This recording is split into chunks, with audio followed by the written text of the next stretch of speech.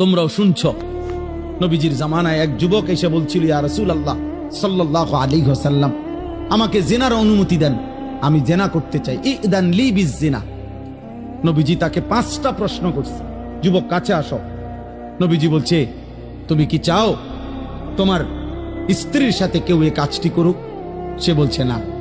বলছে, তুমি কি চাও তোমার বোনের সাথে কেউ এই কাজটি করুক? বলছে না। আমি সংক্ষেপে বলতেছি। নবীজি বললেন, তুমি কি চাও তোমার মেয়ের সাথে কেউ এই কাজটি করুক? বলছে না। নবীজি বলছেন, তুমি কি চাও তোমার মায়ের সাথে কেউ এই কাজটি করুক? নবীজি বলছেন না। স্ত্রীর কথা না, মাকে বলছেন। এরপরে নবীজি বলছে, তুমি কি চাও তোমার ফুফুর সাথে এই কাজটি কেউ করুক? যুবক বলছেন না। নবীজি বলছে, তুমি কি চাও তোমার খালার সাথে কেউ এই জিনা করুক?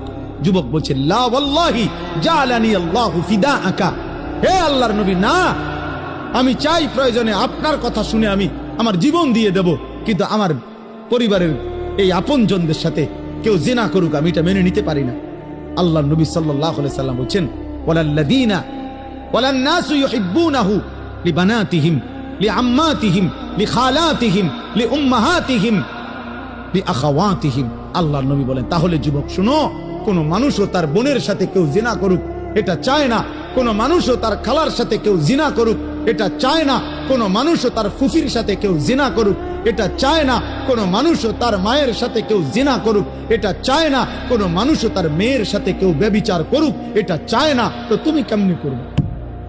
যুবক বলছে, ইয়া রাসূলুল্লাহ, আল্লাহর কসম আমি ছেড়ে দিলাম নবী। আহা, এই কথা তো আমি ভাবি নাই এভাবে। আল্লাহর নবী সাল্লাল্লাহু আলাইহি সাল্লাম বলছে, যুবক তুমি আমার কাছে আসো। তো ছেলেটা কাছে আসছে। নবী সাল্লাল্লাহু আলাইহি সাল্লাম তার বুকের মধ্যে হাত মুবারক রেখে বলছে, 3টা দোয়া করে দিছে এই ছেলেকে। আল্লাহুম্মা গফির যামবাহু, আল্লাহ তার গুনাহগুলো মাফ করে দেন।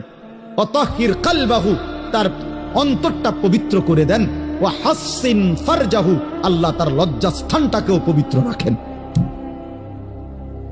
সাহাবারা বর্ণনা করছে, এই যুবক এরপরে মৃত্যু পর্যন্ত আর কোনদিন 1 সেকেন্ডের জন্য ফালাম ইয়ালতাফিত ইলা শাইইন, সে আর কোনদিন কোন ভিন নারীর দিকে তাকায়।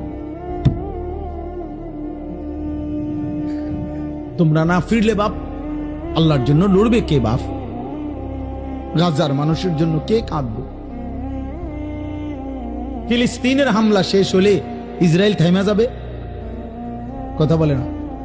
ফিলিস্তিনের মুসলমান নিশ্চিহ্ন হয়ে গেলে ইহুদিরা থেমে যাবে তো? আমেরিকা থেমে যাবে তো?